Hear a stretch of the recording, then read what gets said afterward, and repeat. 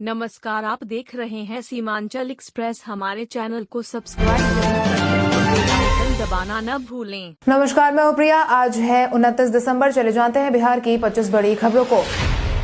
Marketing assistant और driver समेत कई पदों के लिए निकाली गई वैकेंसी। इंडियन फार्माकोपियो कमीशन ने मार्केटिंग असिस्टेंट से लेकर ड्राइवर तक के पदों पर भर्ती के लिए आवेदन आमंत्रित किए हैं। योग्य और इच्छुक उम्मीदवार इंडियन फार्माकोपिया कमीशन भर्ती 2020-21 का हिस्सा बनने के लिए निर्धारित आवेदन प्रारूप के माध्यम से 9 फरवरी 2021 तक या उससे पहले आवेदन कर सकते हैं। इन पदों के लिए शैक्षणिक योग्यता की बात करें तो विभाग ने अलग अलग पदों के लिए अलग अलग शैक्षणिक योग्यता निर्धारित की है, जिसमें मास्टर डिग्री से लेकर 8वीं पास होना अनिवार्य है। इच्छुक और योग्य उम्मीदवार ipc.gov.in पर जाकर आवेदन कर सकते हैं। वैशाली के विश्व शांति स्तूप में आपको देखने को मिलेगा बहुत कुछ खास। शांति का प्रतीक विश्व शांति स्तूप वैशाली का एक अनूठा घटक है, जिसका निर्माण जापानी बौद्ध के निप्पोनजन मोहोयोजी संप्रदाय ने करवाया था। इस स्तूप का व्यास 65 फीट का है और इसके स्तूप का आकार 125 फुट लंबा है। स्तूप में भगवान बुद्ध के अवशेष, सोने के गहने और कांच का काफी सामान रखा है। यह स्थान हमेशा सद्भाव और बुद्ध के सिद्धांतों का स्थल है, जो पूरे विश्व में शांति बनाए रखने का आह्वान देता है। बिहार के नए शहरों में महंगी हो सकती है जमीन। 100 से अधिक नए नगर निकायों के गठन से बिहार में शहरी क्षेत्र को बढ़ावा तो मिलेगा ही, रोजगार के नए अवसर भी पैदा होंगे। शहरी क्षेत्र की योजनाएं लागू होने से स्वरोजगार, उद्यम आदि को बढ़ावा मिलेगा। ग्रामीण से नगर क्षेत्र में आने के कारण नए निकायों में जमीन की कीमतों में भी बढ़ोतरी होने की संभावना जताई गई है। आमतौर पर नगर निकायों में कृषि विकासशील और व्यावसायिक जमीन चिन्हित की जाती है। इसी हिसाब से उनका सर्कल रेट तय होता है। ऐसे में सभी नए नगर निकायों में इस हिसाब से जमीन का वर्गीकरण का काम पूरा किया जाता है और ये जल्द शुरू हो सकता है। नगर पंचायत से नगर परिषद बने और नगर परिषद से नगर निगम बने निकायों में भी जमीन की कीमत भी पहले की तुलना में बढ़ सकती है। बिहार पुलिस मुख्यालय में अब इंटरव्यू में सफल अधिकारियों की ही होगी तैनाती। बिहार पुलिस मुख्यालय में अब तैनाती का काम साक्षात्कार के माध्यम से होने जा रहा है, जिसको पास करने के बाद ही चयन प्रक्रिया में अधिकारियों और जवानों को शामिल किया जाएगा, जिसके बाद रेंज आईजी, डीआईजी और जिले के एसपी के मनोनयन वाले ऐसे ही लगभग 300 पुलिसकर्मियों का बीते दिन साक्षात्कार करवाया गया, जो कि 30 दिसंबर तक जारी रहने वाला है। साक्षात्कार में पास होने वाले अभ्यर्थियों की तैनाती की अनुशंसा की जाएगी।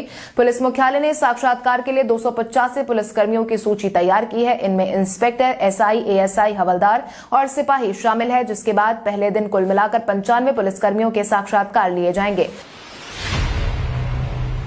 बिहार में सब्जी उत्पादकों को मिलेगा सरकारी सुविधा का लाभ। बिहार के 10 जिलों के सभी सब्जी उत्पादक किसानों को पूरी जानकारी सरकार के पास मौजूद है। इसके लिए इन किसानों के सर्वे का काम भी शुरू हो गया है। कोरोना के कारण हुई देरी के बावजूद उम्मीद जताई जा रही है कि 2 महीने में यह काम पूरा हो जाएगा। उसके बाद सरकार इन किसानों को अपनी योजना से जोड़ने के साथ साथ नई योजना बनाने पर विचार करेगी। इसके साथ ही खुदरा सब्जी विक्रेताओं को संगठित करने के साथ सरकार सब्जी उत्पादकों को भी हर सुविधा देने की तैयारी कर रही है। इसके लिए इन किसानों का डेटाबेस तैयार करने की प्रक्रिया शुरू हो गई है। बिहार में नए साल में मेमू ट्रेनों की मिलेगी सौगात। कोरोना के माहौल के बीच अब ट्रेन सेवा धीरे धीरे बहाल हो रही है। इसी क्रम में बिहार को नए साल का सौगात मिला है। यात्रियों की सुविधाओं को ध्यान में रखते हुए भारतीय रेलवे ने 22 नए मेमू पैसेंजर ट्रेन के परिचालन का फैसला ले लिया है। इस फैसले के तहत पटना से कई शहरों के बीच आना जाना आसान हो जाएगा।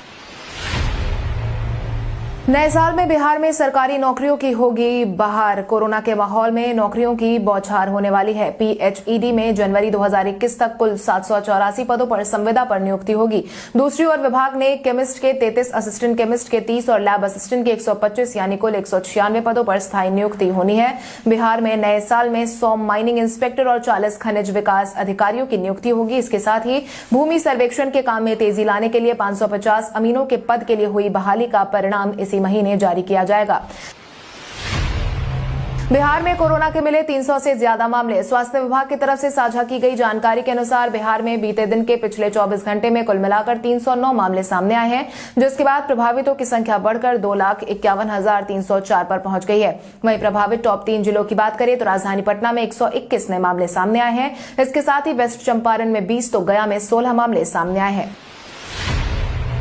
आज से बिहार के मौसम में बदलाव आने की बड़ी संभावना। बिहार में फिलहाल ठंड के बीच निकलती धूप ने लोगों को राहत दी है, मगर पटना मौसम विज्ञान केंद्र की माने तो हिमालय से पश्चिमी विक्षोभ के कारण बर्फबारी जारी है, जिसका असर सबसे पहले देश के पर्वतीय राज्यों पर पड़ने वाला है। उसके बाद मैदानी भागों में तापमान में गिरावट देखने को मिलने वाली है, जिसके बाद आज से बिहार के मौसम में बड़े बदलाव की संभावना जताई गई है। दक्षिण पश्चिमी बिहार में कई जगहों पर न्यूनतम तापमान 4 डिग्री से नीचे दर्ज हुआ है। गया में बीते दिन का न्यूनतम तापमान की बात करें तो यह 4.8 डिग्री दर्ज किया गया। यह सामान्य से 4.1 डिग्री सेल्सियस कम है। बिहार नीट की रैंक लिस्ट हुई जारी। सभी नीट परीक्षार्थियों के लिए अहम सूचना। बिहार संयुक्त प्रवेश प्रतियोगी परीक्षा बोर्ड ने अपनी आधिकारिक वेबसाइट पर UGMAC 2020 के पहले और दूसरे दौर की संयुक्त मेडिकल कॉलेज वाइज ओपनिंग और क्लोजिंग रैंक जारी कर दी है। अभ्यर्थी बिहार नीट रैंक को bceceboard.bihar.gov.in पर ऑनलाइन देख सकते हैं, जिसके बाद सभी उम्मीदवार इस लिस्ट को डाउनलोड करके चेक कर सकते हैं। कोविड-19 के माहौल में बिहार को मिलेगा डिजिटल इंडिया अवार्ड। कोविड-19 के माहौल में लोगों के बैंक खाते में सीधे आर्थिक मदद पहुंचाने के लिए बिहार को डिजिटल इंडिया अवार्ड 2020 से सम्मानित किया जाएगा। राष्ट्रपति रामनाथ कोविंद के हाथों केंद्रीय संचार और IT मंत्री रविशंकर प्रसाद की मौजूदगी में 30 दिसंबर को दिल्ली के विज्ञान भवन में बिहार को इस सम्मान से सम्मानित किया जाएगा। कोविड-19 के दौरान लॉकडाउन में नागरिकों को विभिन्न प्रकार की सहायता राज्यों की तरफ से दी गई, जिसके बाद मुख्यमंत्री सचिवालय, आपदा प्रबंधन विभाग और NIC की कोविड-19 माहौल में बेहतरीन काम करने के लिए विजेता चुना गया है। डिजिटल इंडिया अवार्ड भारत सरकार द्वारा नागरिकों को अनुकरणीय डिजिटल उत्पाद और सेवाओं के लिए दिया जाने वाला राष्ट्रीय पुरस्कार है। स्कूलों में सरकारी योजनाओं का नहीं मिल रहा है लाभ तो कर सकेंगे शिकायत। बिहार के स्कूलों में सरकार की योजना की राशि आपके खाते में नहीं मिल रही है और स्कूल का चक्कर लगा रहे हैं, तो इन तमाम समस्याओं का समाधान अब आसान हो गया है। अब छात्र खुद शिकायत कर सकेंगे। इसके लिए अब पंचायत स्तर पर इसकी समीक्षा रिपोर्ट तैयार की जाएगी। पटना जिला शिक्षा कार्यालय की माने तो जिला स्तर से लेकर पंचायत स्तर तक 3 नोडल अधिकारी नियुक्त होंगे। पंचायत स्तर के अलावा प्रखंड और फिर जिला स्तर पर नोडल अधिकारी शिक्षा संबंधित तमाम योजनाओं की समीक्षा रिपोर्ट तैयार करेंगे। गड़बड़ी पाए जाने पर कार्रवाई होगी। बिहार के कई IPS ऑफिसर को मिला प्रमोशन। बिहार के कई IPS ऑफिसर को प्रोन्नति मिल गई है। बीते दिन बुलाई गई विभागीय प्रोन्नति समिति की बैठक में कई IPS अफसरों को प्रोन्नति पर मुहर लगा दी गई है। पुलिस मुख्यालय की तरफ से मिली जानकारी के अनुसार 5 IPS अधिकारी को IG से ADG में प्रोन्नति मिल गई है। जानकारी के अनुसार 3 DIG को IG में प्रोन्नत किया गया है, वहीं 6 IG को ADG में प्रोन्नत किया गया है। इनमें NH खान, पारसनाथ अमित जैन, बच्चू सिंह मीना, कमल किशोर सिंह ADG का नाम शामिल है। वहीं प्रोन्नति समिति ने ADG शोभा अहोतकर को DG रैंक में प्रोन्नत करने पर मुहर लगा दी है। कांग्रेस स्थापना दिवस पर कार्यकर्ताओं ने निकाला पैदल मार्च। आज भले ही कांग्रेस का नेतृत्व खत्म होने की कगार पर है, वहीं बीते दिन कांग्रेस के स्थापना दिवस के मौके पर पैदल मार्च का आयोजन करवाया गया था, जहां कांग्रेस ने एक बार फिर से कृषि कानून को वापस लेने की मांग की है। आपको बता दें, बीते दिन कांग्रेस सेवा दल के कार्यकर्ताओं ने सदाकत आश्रम से राजेंद्र प्रसाद की स्मृति स्थल बांसघाट तक पैदल मार्च निकाला था। इस अवसर पर कांग्रेस के विधायक राजेश कुमार ने कहा कि किसान कृषि कानून के खिलाफ आंदोलन कर रहे हैं, सरकार को नए कृषि कानून वापस लेना होगा। कांग्रेस पार्टी किसानों के साथ है, हम कॉर्पोरेट घराने के कानून का विरोध करते हैं। नए साल में कई विधायकों की कुर्सी खतरे में। बिहार विधानसभा चुनाव के परिणाम आ गए हैं। हालांकि अब चुनावी नतीजे के बावजूद कई विधायकों की कुर्सी जाने का खतरा मंडरा रहा है, क्योंकि कई ऐसी सीटें हैं जिस पर जीत का अंतर काफी कम था, जिसके बाद इस मामले को लेकर हारे हुए विधायकों ने मामला दर्ज करवाया था, जिस पर 4 जनवरी को सुनवाई होने वाली है। मिली जानकारी के अनुसार केस फाइल हो गया है। मुख्य न्यायाधीश के सामने प्रस्तुति और लिस्टिंग भी हो चुकी है। 4 जनवरी को अदालत खुलने के बाद सुनवाई की प्रक्रिया शुरू हो सकती है। संभव है कि नए साल में कुछ को अपने MLA की कुर्सी गंवानी पड़ सकती है। आपको बता दें, महागठबंधन की तरफ से हारे हुए 29 प्रत्याशियों ने मतगणना में गड़बड़ी एवं अन्य आरोपों में 27 विधायकों के खिलाफ 24 दिसंबर तक अलग अलग तारीखों में मुकदमा दर्ज कराया है। पटना एम्स में कोरोना वैक्सीन ट्रायल में 750 लोगों ने लिया हिस्सा। भारत समेत दुनिया कोरोना के चपेट में है। ऐसे में कोरोना वायरस से बचने के लिए वैक्सीन तैयार किया जा रहा है। पटना एम्स में भी लगातार इसका ट्रायल जारी है। पटना एम्स के अधीक्षक डॉक्टर CM सिंह ने बताया है कि पटना एम्स वैक्सीन ट्रायल में लगातार जागरूकता फैला रहा है और मीडिया का सहयोग भी मिल रहा है, जिससे लोग जागरूक हो रहे हैं। लोगों को हम लोग जाकर भी जागरूक कर रहे हैं, तो बिहार के विभिन्न इलाकों से लोग यहां पहुंच रहे हैं और वैक्सीन ट्रायल में शामिल हो रहे हैं। अभी तक हमने 750 लोगों को लगभग वैक्सीन ट्रायल में शामिल किया है। बिहार के किसान आज करेंगे राजभवन मार्च। दिल्ली में चल रहे किसान आंदोलन की लहर अब बिहार में भी देखने को मिल रही है।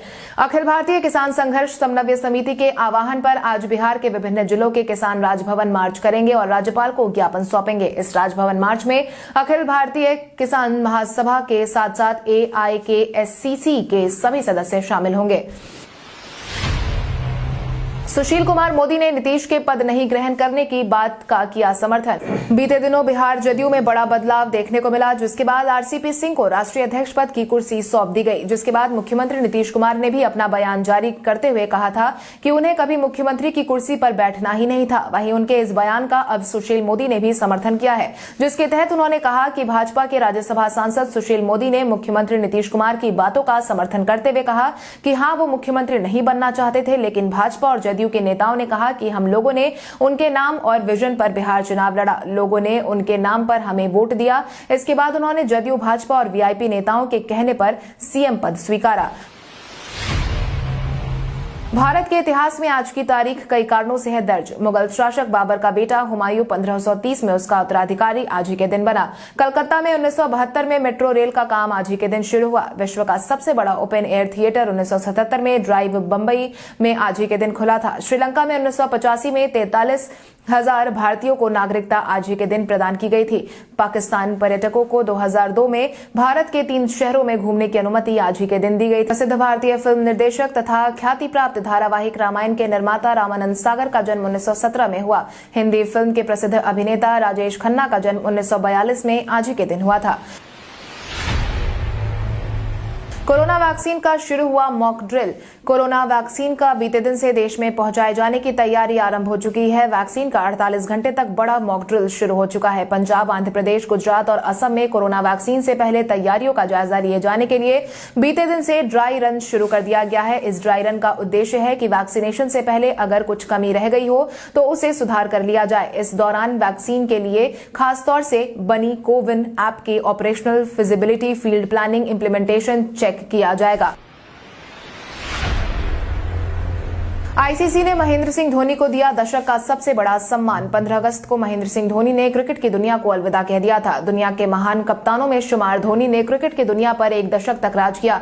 इंटरनेशनल क्रिकेट काउंसिल ने इस चैंपियन कप्तान को खेल भावना का परिचार देने के लिए सर्वश्रेष्ठ खिलाड़ी चुना है। ICC ने उनको spirit of cricket award of the decade award के लिए चुना है। इसके साथ ही ICC ने घोषणा करते हुए भारतीय टीम के कप्तान विराट कोहली को इस दशक का बेस्ट वनडे खिलाड़ी चुना है।